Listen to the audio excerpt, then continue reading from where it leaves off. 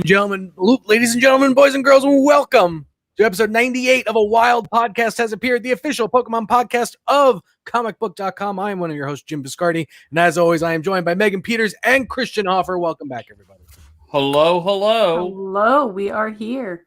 We have got a good show for you today. We have a bunch of Pokemon Go stuff to talk about, DJ Pikachu to talk about, some anime news to cover, and we're going to break open some battle styles stuff. We'll talk through some of the hot cards. We'll break open a few packs, see what we can get. I had some hot luck last week, so going to try and do it again, and we'll see where it goes. And then obviously at the very, very end, Pokemon fact of the week. All right. Yeah, well, let's just jump right into things. Anyone catch a shiny Voltorb this week? No. Or last week? No. I caught 4 shiny Voltorbs. Was there a boosted rate, or were you just stupid? It was lucky? a community day. No, it wasn't a community. It was not a community day.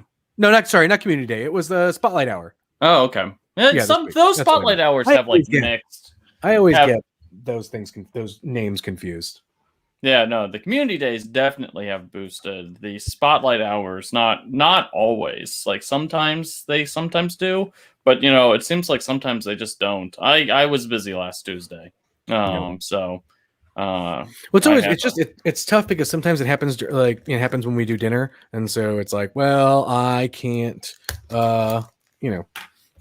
If you haven't mastered the art of playing Pokemon Go under the kitchen table without looking, you haven't been playing Pokemon Go enough. I mean, it's like I just have like a precognizance. I'm just like, I know there's Pokemon. Let's go. Yeah. So they well, in the chat we had someone who said that the spotlight hours do not have boosted shiny rates. So it looks like you were just very lucky. I have had very good luck during the spotlight hours. I know that they don't, or the one I didn't was the one before this. That was different because that was a special day that they didn't boost the raid hours that we were talking about. I generally seem to have pretty good luck. I also will save incense for spotlight hours, mainly because I'll get a bunch in my backyard because where I don't have to go anywhere. Mm-hmm. But I feel anytime I pop an incense with that, I usually have better luck there. I did manage to get 2 Therian form Thunderuses over the past week since it popped, and they went and made Therian form Thundurus not sucky. So I'm pretty pumped about that. Always appreciate that. Yeah. Well, okay. Well, can you break down why Therian form Thundurus is not?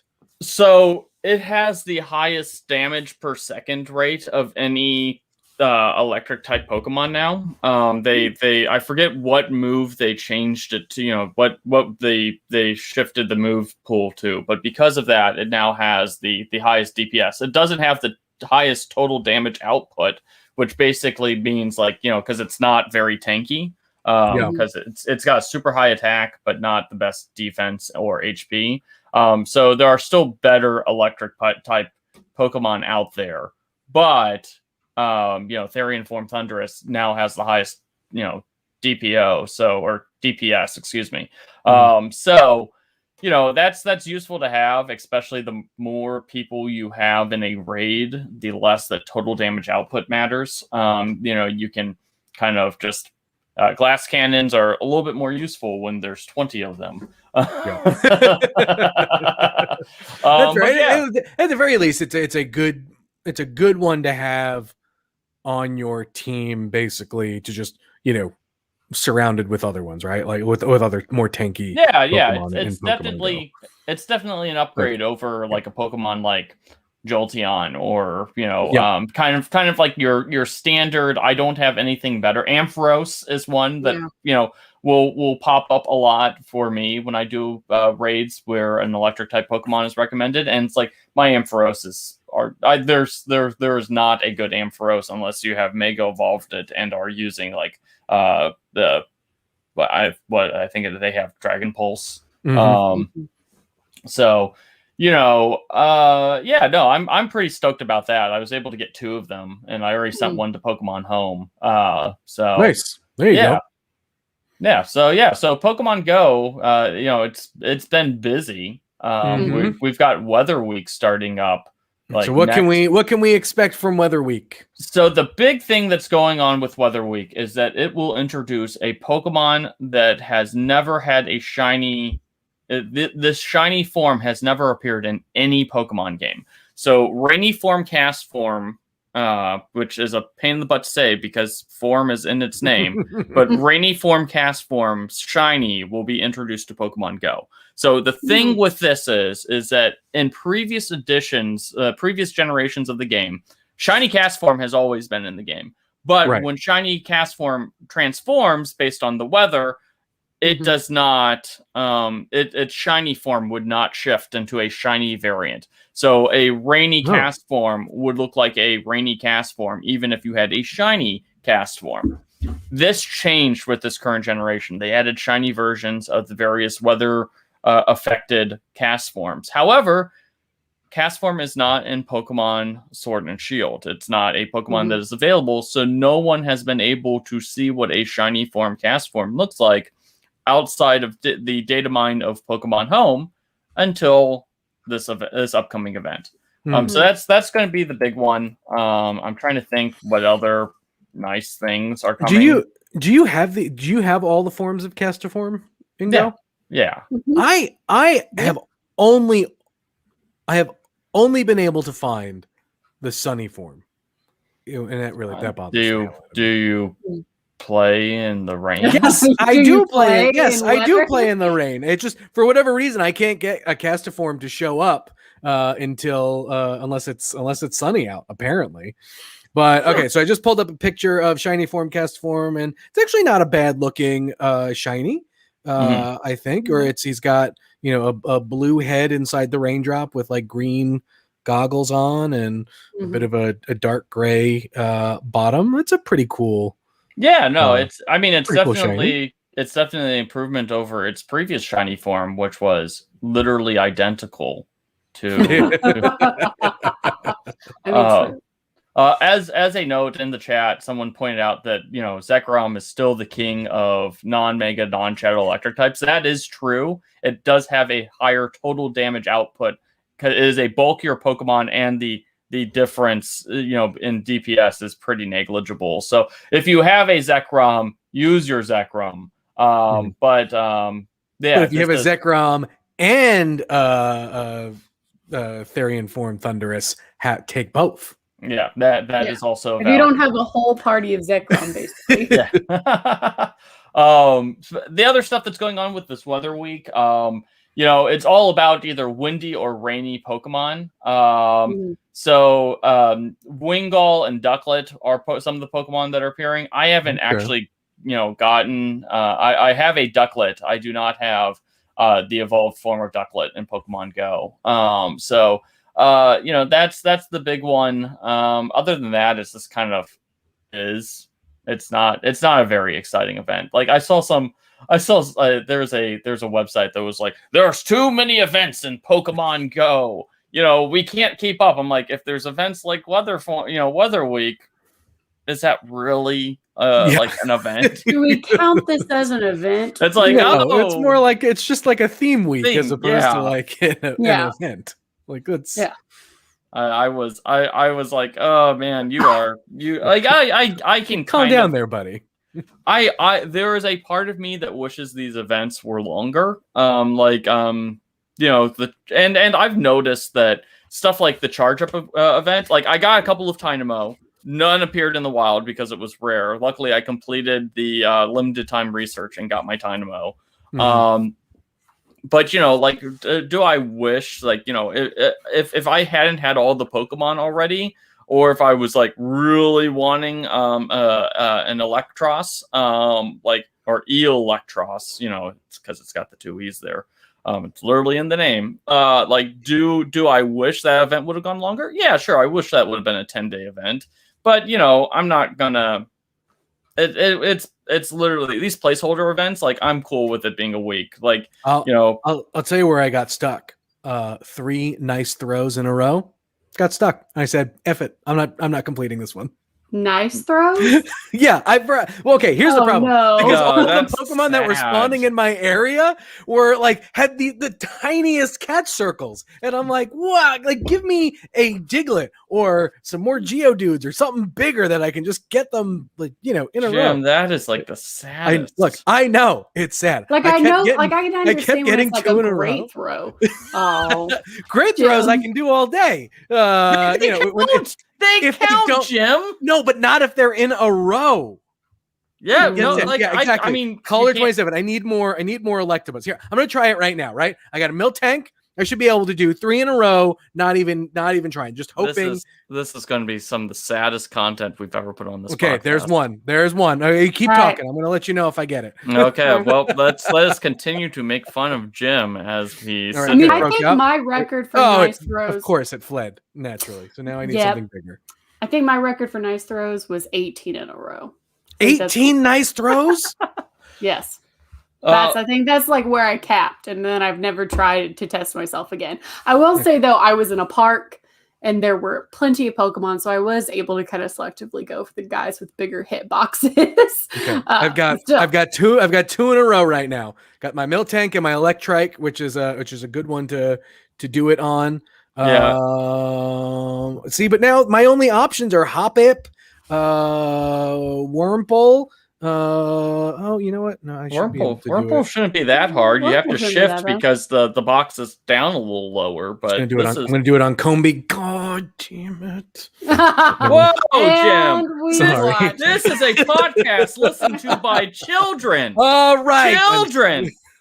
Speaking of, difficult tasks, this will basically be impossible for Jim to do. Now that we are 30 days out from the Pokemon Go tour, we have finally found out what the requirements are to get the shiny Mew. There's a lot of them. Jim will never have it finished up. But one of them is catch 1,510 Pokemon, and you get 1 incense as a reward for this. It is like people were just like, wow, man, what an incentive. I mean, the real incentive is you get the shiny Mew, but people were like, really 1 incense for catching 1,510 Pokemon. That is it. Bad. Why that number though? Is there a reason why they specifically went with I mean, that? all of these times yeah, 10. all of these things have been like just variations on like 151, right? So they've just been like, Oh. Yeah, Yep, because that it's makes Mew. sense. There you go. There we go. It took a second. It's Monday. It's a Monday. Ever since we moved to Mondays, sometimes we're a little slow on the mark. oh, Calder, you're 100% right. I need to get. I can use my Pogo Plus. That'll get me my 3 nice catches in a row. No, it Easy. won't. Yes, No, it won't. That you don't qualify. It just. Oh, really? Jeez. I thought those did qualify. No. There are don't 4 listen. Hoppip in my backyard, and that is all I've got. Jim, suck it up and just catch them. Use your finger skills that you have accumulated in the 5 years that this game has been out. Pogo Plus for the 15. Yeah. For the 151. Yeah. Okay. Oh my God. That makes more sense. That'll All right. work. Look, I am just trying to be like. We'll check See, in with Jim that's at it. the end of this video. See Yeah, if he has the yeah. proof. I'm waiting for something else to show up because there are 4 Hoppip and that's it. That's all. Well, you know what did show up it wasn't last week. It was 2 weeks ago, but we didn't talk about it on the last podcast. You know what did show up? DJ Pikachu is in the house. Anytime I hear that in my head, I just hear like the DJ Khaled voice, but just DJ Pikachu, and it's honestly my favorite thing. Another one. The video is freaking hysterical. If you haven't seen this, it is a 2 minute and 20-second video of DJ Pikachu. He is wearing glasses with like a little like light up thing, like as like the I don't know, like one like the rim, and so it's like an LED that keeps things. But he's doing a remix of the various original theme songs from the original Pokemon Red and Blue. It is goofy. I highly recommend it. I mean, I watched it about a dozen times when I discovered it on like Monday night. And like my wife and my like 5-year-old were both watching it. Everyone, we were just cracking up because it was just good, stupid fun. It makes me miss the Pikachu Outbreak Festival. Oh man, who doesn't miss that during this time? Oh, those produce some of the best Pokemon videos ever. Yeah, absolutely. When that comes back, which could be this, I could see it coming back. It's because it's always towards the end of August. Yeah. So I could see maybe. I'm willing to bet that it won't be until 2022, but it's like right on the cusp. Yeah. Oh, or man. if it is this year, it will only be for like Japanese residents. No traveling allowed. Yeah, Similar I think to what they're thinking the Olympics will be. Yeah, they're still having restrictions like that, but no, those Pikachu outbreaks. Oh man, Rankin knows what's up. Those deflated Pikachus, those are the best moments because they get taken out basically by the Pokemon Secret Service. Yeah, they're like, oh no, you can't be out here. You're ruining our image of Pikachu. My son and I, we watched the Pikachu Outbreak episode of Pokemon Journeys over the weekend, and that was an experience where it was just like they had the I am Spartacus moment with all the Pikachu like covering for Ash's Pikachu. I was like, oh man, this is a quality Easter egg that no child will ever know about because nobody has watched Spartacus. Nope. I was like, oh, that's great, just great stuff. Some other stuff happened in the anime too. Apparently, I'm taking over host duty. This is great. I'm loving this. Apparently, Jim's still trying to catch Pokemon. Yeah, Jim. I just need one more nice throw. I'm just gonna sit back and enjoy the ride. I'm at 2. I just got a Chikorita. What is going on? We're doing a podcast, guys. Why are you playing Pokemon Go? I got to try to show up Jim. This is the one. Yeah, I need to see if Megan can beat me. Oh my god! Thing I have in my life. Another one showed up. So it's now the anime. Yeah, Megan. Yeah, I was about to say, please tell us about some of the stuff that's been going on in the anime. Well, Jim just lost. So anyways, in the anime, we have a confirmed an evolution in the anime in Japan, obviously, because Netflix in the States has kind of the delay, as we all know. Ash did catch a Farfetch'd, and the Farfetch'd has now evolved into Sirfetch'd. So he has a nice little shiny armored bird of some sort, Isn't casual. I briefly read about this, and is it true that like Sirfetch'd is like a dual wielding Sirfetch'd, like his league split in half, and so he just like started dual wielding instead? Yeah. In the anime, of course, that can happen for amazing. Ash. I mean, which I would love if they put that in the game. Like, you could have like a variant battle styles type. Does it have like nunchucks? Does it have a sword or whatever? So Ash's Sirfetch'd is a lethal threat to anyone involved. So we knew this was going to come. There was no way that Ash was going to get a Galarian Farfetch'd and it not evolve into Sirfetch'd. So there was a nice little kind of story about everything with that. And now the big story is we got several new synopses in Japan for upcoming episodes of Pokemon Journeys. And I believe it's episode 62's synopsis. Basically, it's saying that Sobble's about to evolve. Now, it makes it sound like Sobble is trying to evolve straight into an Inteleon because he meets an Inteleon and he's like smitten with this like evolution. But it doesn't seem like that's actually going to happen. Obviously, he's going to have to evolve into a secondary form Drizzile first. So unless he does like a weird, double feature 2-for-1 evolution, which I wouldn't put it past Go at this point. So it definitely looks like Sobble is about to evolve. We're just not quite sure, why or how or anything. Apparently Sobble's been training really hard, just not with Go. Yeah, in the background, off screen for the past like 3 months. I like I said, we're not entirely caught up on the anime yet, but we have watched a few of the episodes with Sobble in it, and I'll be 100% honest, I totally forgot to Go caught Sobble. There were entire episodes because all Sobble does is sit on his shoulder and then vanish when like something mildly exciting happens. And it's like, oh man, you are getting these poor Galar starters just are getting the short shrift.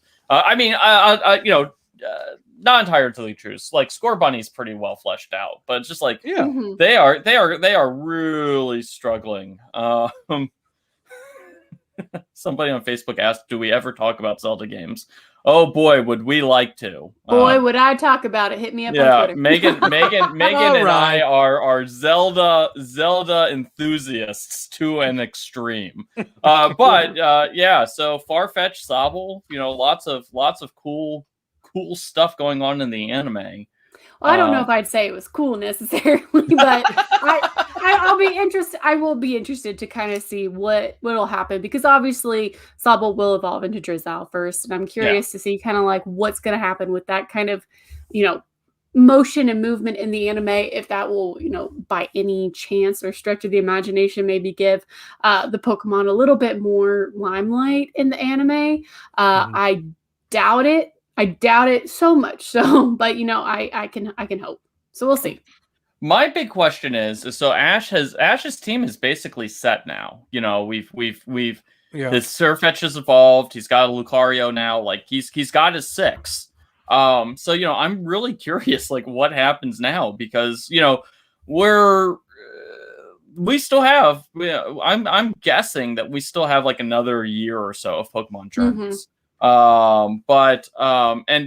Ash's team is basically it's set, unless we're going to go into the one good thing about the Best Wishes era, in which he has more than 6 Pokemon, which, like Go has like 1,000. So why the heck not?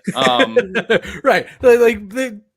Ash could have more Pokemon. That is totally fine. Like but it'll be interesting. I mean, look, I think it'll be, I think where it gets interesting, right, is when this stretch of shows, as we know of Journeys, like where that really ends and like what that basically tees up like next. Like, are they, like, is it going to be battle? Not as a battle focused, but more, is there going to be a league component to it, maybe or not? I don't know. I mean, I'm guessing because he's still like Ash is still, if I recall correctly, and like I said, I haven't been following up the Japanese stuff as much as I could be. But he's still in the Great League like rankings, so he's still got a way to go. He still wants to fight Leon. Basically. My question is like, are we going to kind of see a shift over to like a more Sinnoh focused, over the next few months? Because coming up in November, we're going back to the Sinnoh region in the games. So I would be shocked if we didn't. I mean, primarily the purpose of an anime is to coexist with a property as a form of marketing. I mean, that's kind of always how it's been. And obviously Pokemon has a life of its own, so it kind of does its own thing at this point. But if there are going to be those game tie-ins for Sinnoh coming up, fairly soon, the anime is going to have to go there. I mean, it's just going to have to. I mean, there's no question. Even with was it Twilight Wings was the Galar focus, because I think that was like the compromise, because they wanted Journeys to be the entire Pokemon world. We still got Twilight Wings as like a focused anime. So I could see that we get like I don't know, like Sinnoh Wings. I don't know what I'm not even going to bother to try, but we will probably get a Sinnoh focused something or another. All I know is they will more than likely, much down the line, we will likely get like Pokemon Legends Arceus as an anime Twilight Wings Generations kind of type ordeal, which I'm super excited for, but that's looking way down the barrel. Yeah. For sure.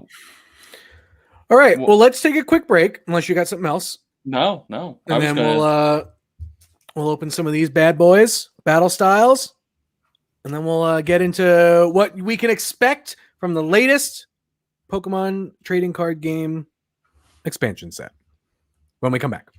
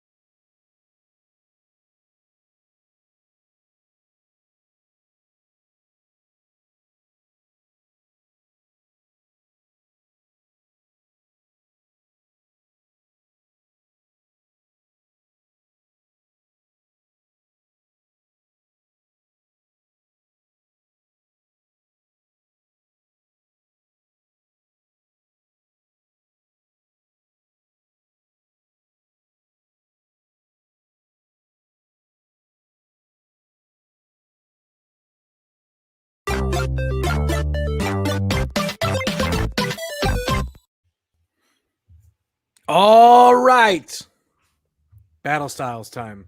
This is an interesting set because it introduces a bit of a new meta to the game, right, Christian? Oh, I think Christian's frozen. He's just staring at us. Oh, that is horrifying. That is horrifying. I thought he was ready, and he's just staring at us. Oh, it's slow. No, his eyebrows. I'm back. There I'm he back. goes. I'm sorry. I've been my internet literally right before the ad break suddenly cut in and cut out. So I will try to provide as much commentary, but if I disappear, just pretend that I'm making fun of Jim. Perfect. Well, I was introing it with there's a bit of a new meta to the game, and so I was hoping you can share some insight as far as what you think. We'll see as I just fumble one of these packs open. So Battle Styles introduces the very directly named Battle Styles mechanics. Now, this doesn't add anything on their own. Like if you have a single strike battle style, a card with single strike or rapid strike, there's two different battle styles. It's not going to change what your card does on its own. The thing is that a lot of the abilities of these cards or a lot of the attacks of these cards are boosted or they have synergies with other rapid strike cards. So for instance, one of the really useful cards is it's Houndoom, I think Houndoom V the Houndoom V allows you to pull out single strike energy from your deck every turn, in addition to your normal energy distribution. So you can put one energy on a Pokemon, and then you can put one single strike energy on a Pokemon as long as you have Houndoom. So you can really quickly ramp up your Pokemon in as little as 2 turns if you can get a Houndoom right on the deck. And so it's really all about card synergy. It's really kind of directing players to pick a style and build a deck around one style. And, it gives you some really big boosts. Now, will these decks totally take over the metagame? Probably not. But some of the more dominant decks in the metagame, hypothetically, can be taken down by some of these battle styles. Makes sense. All right, first pack. Here we go. All right, fire. All right, fire energy. Crawdaunt. Tower of Water. Waters. Okay, so here's where you're starting to see, how some of the meta. There's a rapid strike. I imagine there is going to be a single strike. Oh, Korea's Focus. That is a solid card. The full art version, the full art secret rare version of that is going for big bucks online. All right, about $50. Is that our second Corphish already? No, you got Crawdaunt. So. Oh yeah, Crawdaunt. Okay. Cubone. Cubone. Murkrow. Tepig. All right, so there's single strike right up there in the corner there. Reverse Hollow. Minshew. Yeah. And a Marowak. Right, hold on. I opened 2 just so we can. Well, let's get through 2. We'll talk about it, and then I'll open 2 more. Okay, Psychic Energy. Another Crawdaunt. Another Crawdaunt. Look at that. The Doublade. Cacturn. Holy cool. Ooh, you're not even getting anything with battle styles at this. Yeah. Chio. Oh, that's a cute Onyx. He's sleeping like a cat. Oh, I love these toy ones. The ones made with clay. Ones. Yeah, those are really cool. I literally have gotten 0 reverse hollow Brazong. Oh! Is that? This is the full art Kricketune. Okay. Yep. Let us pull that up on TCG. On TCG and see what it says. Says one of the full arts. So Kricketune V. So I got nothing. 0 battle styles in that pack. That is an $11.92 card that Jim just pulled. Look at that. So is that 2 packs in? We got a nice one. So here I'm just gonna let's just do one more. Yeah, sure. Yeah, no, that Kricketune was pretty cool. Because you can once during your turn you can draw cards until you have 3 cards in your hand, and then if Kricketune is the active, you can make it 4 cards in your hand instead. So it basically allows you to cycle through your deck quickly, getting the stuff out that you need. Nice. All right, here we go. Okay. Buffalant. Buffalant. Level Ball. Murkrow. Horsey. That's cute. Horsey. Cherubi. I haven't gotten the battle styles. So not either. obviously for those who are watching. Not this is a great Electabuzz. Yeah, not every single card has a battle style. Yes, only about I think half of them or so. Timber and a hollow Aegislash. Aegislash. Pretty cool. Man, nice. And you can switch it with the other. Yep. That's pretty neat. I like that. That's actually a neat card. I know. Let's see. Almac in the chat asked, "Are we going to build a deck at some point?" You know what? We've been doing this enough. I think it's time. I think we'll do that. We'll go through some more of these, and we'll see what all we we can put together. But I think there. So Christian, what are some of the other cards that people are looking for? So. As always, it really depends. So the two big things, Urshifu, the decks that use battle styles are going to have one of the two Urshifus, either Rapid Strike or Single Strike. Both are there's Urshifu V and Urshifu VMAX, and those VMAX cards are both really devastating. There's a couple of other cards that can provide some really good synergies with those. It seems like the most expensive ones, if you give me a second. The Rapid Strike Urshifus are the one that are going for the most money online. There is an alternate full art secret rare that just looks absolutely fantastic. It's one of the best card art that I've ever seen. There's a Tyranitar V with alternate full art as well. That's really great. Is that the napping one? Yeah, it's the napping one. And that Tyranitar V, I'll tell you, like, that is a good card to have. Like, because with the it's like default attack, which costs 3 energy. It's Cragalanche, but it forces the opponent to discard 2 cards every time they get hit with one of these attacks. Which, considering that is one of the ways, you can technically win a game if your opponent runs out of cards. And more importantly, they could be discarding cards that are very good.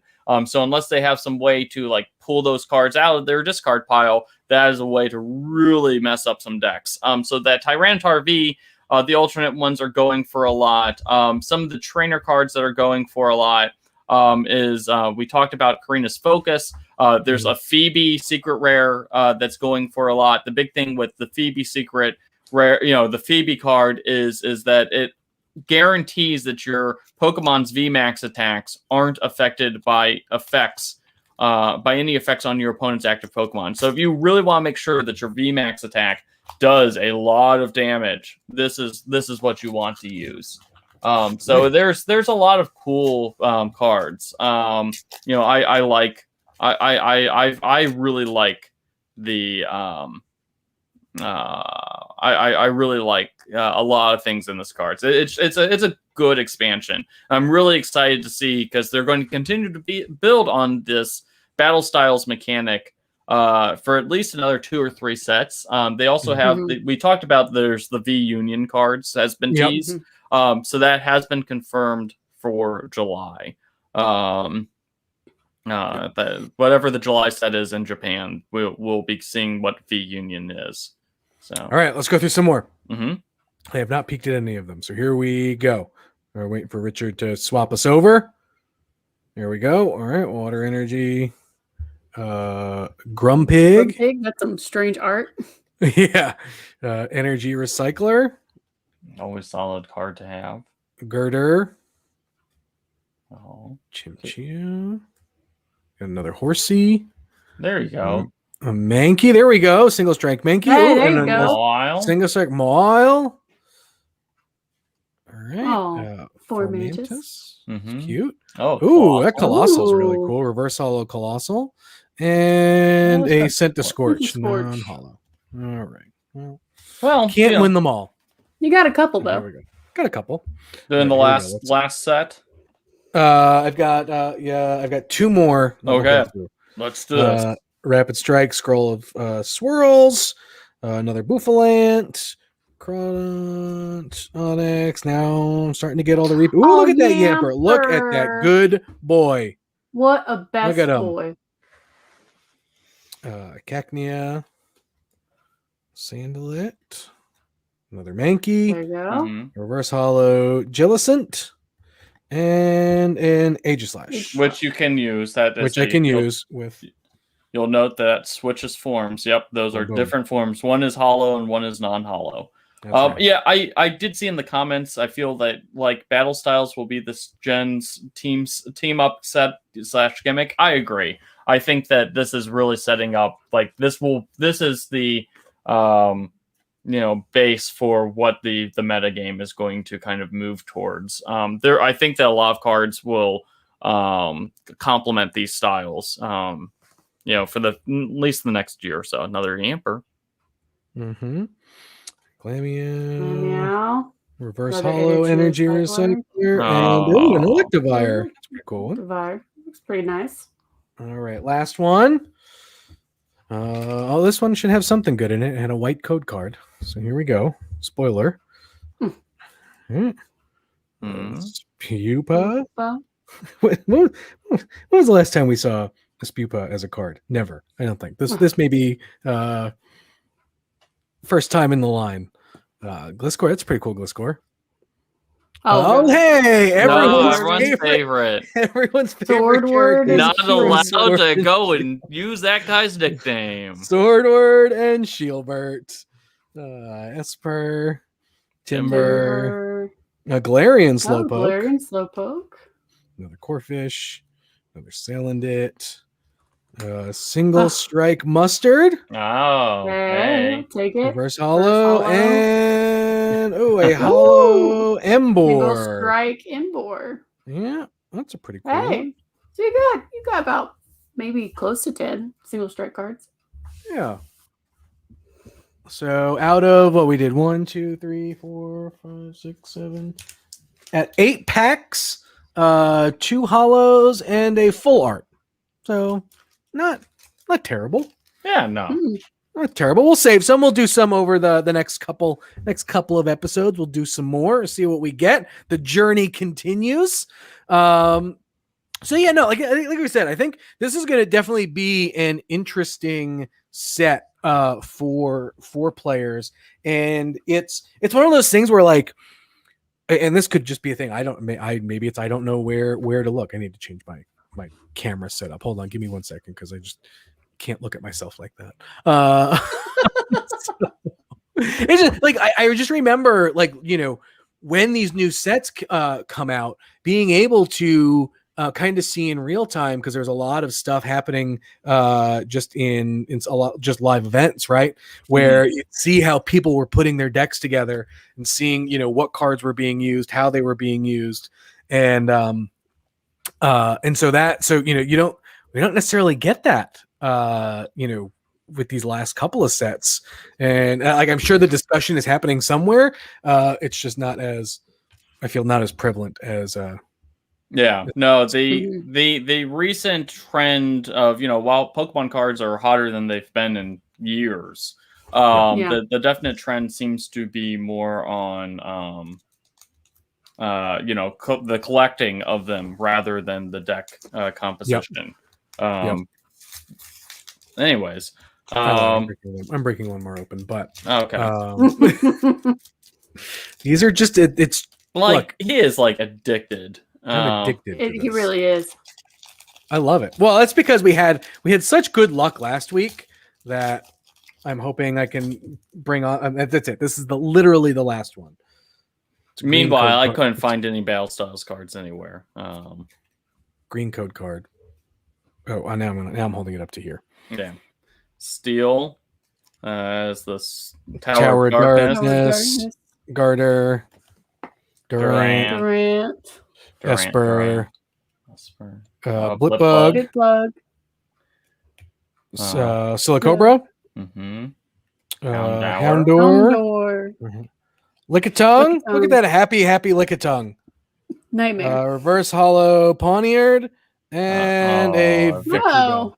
Victory Bell. Wah, wah. Oh man, Icarus, man. There it is. Yep. I should be happy with what I got. All right, Christian, why don't we give us the Pokemon fact of the week? So Kabuto is, we're to Kabuto, our favorite fossil Pokemon, which I don't even know why it is a fossil Pokemon, because apparently Kabuto never went extinct. They can still be found on the ocean floor. Maybe that's why. Maybe that's why. Like, no one can go to the ocean floor. Rank in 2,700 balance has been restored. That's true. But anyway, but like maybe that's it with Kabuto. No one wants to go to the ocean floor, and so they just assume they were all dead because that's where they all are. Yeah, so they do talk about how it's a living fossil. It's a little bit vague. For a while there was a little bit vague, like, oh, is it just a fossil that moves or something like that? But Pokemon Shield definitely put down, put their foot down. While some say the species has gone extinct, Kabuto sightings are fairly common in some places. So there we have it. Your dome fossils are absolutely useless. Just go to where they are apparently common. Meanwhile, Kabutops is very disturbing, guys. So not only is this Pokemon the missing link between water dwelling Pokemon and land dwellers, the Pokemon likes to slice its prey apart and suck out the fluids. Not even. It is a vampiric Pokemon, apparently, because it is all about draining the victim's fluids. It cuts and then sucks. So I got nothing. It's weird. It's thought this Pokemon came onto land because its prey adapted to life on land. So that's it. It's like, I'm done eating this seafood. I want some of that turf. Like, gimme. It's like, you know what? Like, I who has two blades and likes to cut things, kind of can't really go thumbs up, but just holds up its claws. This guy. I mean, look, Kabutops does have one of the cooler designs. Yeah, I think, and so that is definitely a. It's a cool. It was never. I mean, obviously, it's not a terribly strong Pokemon, by any stretch. But like, when you first played through, which fossil did you? Oh, I went Kabuto. Kabuto is what I went with. Yeah. So fun story here. The real life creature that Kabuto is based off of is a trilobite. And when I was a kid, like talking about like 5 years old, my parents would take me to go fossil hunting down in a place called Caesar's Creek. And it had this like big spillway and was basically known of all these fossils of the ocean's floor. And one of the cool things you could find was you could actually find trilobite fossils if you got lucky and searched in the right spot. So I used to go hunting for trilobites when I was a kid. So like that's it's like, yeah, obviously I'm going to go Kabuto. Yeah. I was okay with Kabutops, even with everything you said, and then I realized it said that it swims at like 29 like nautical knots, like it swims so fast. It is so fast. Well, look, do you see how sleek it is? It's like, for me, it was so I grew up on Long Island, and so obviously I had a bunch of beach, and so we had horseshoe crabs kind of all over the place, and so Kabuto reminded me of horseshoe crabs, and so in my mind, those horseshoe crabs grew up to be Kabutops, and so that's why I wanted to get that one. But chat, let us know which ones you got. With are you a Ammonite or Kabuto Stan? Which one did you pick up on your first playthrough? Otherwise, I think we've reached the end of the show. We are 2 episodes away from episode 100. And I am this close to lining up a fun interview, and so I think it's going to be. I think it'll be a fun one. Someone who is very well known in the Pokemon community, and so I think this will be a nice guest to have for episode 100. 100. Otherwise, if you want to get ready for the 100th episode, you want to make sure there's a crowd, hey, tell your friends, man. Tell your friends. You can find us live on Monday. You can find us live on Twitch every Monday, noon Eastern, 9 a.m. Pacific, 5 p.m. across the pond. Otherwise, you can just find the podcast wherever podcasts can be found. Usually, sometimes in the early afternoon is when the audio goes live on Mondays. So anywhere you can find podcasts, Apple Podcasts, Spotify, Stitcher, iHeartRadio, you name it. If it's pulling a podcast feed, our show is there. And then the very last thing that we would always appreciate, we're saving some up to read on the 100th episode, are podcast reviews on iTunes. 5 stars goes a really long way. A written review goes even further. So if you leave us a 5-star review, we'll read it on the air. And then, yeah, otherwise we will catch you same time, same place next week. Appreciate everyone who's been following along in the chat on Twitch. Appreciate y'all.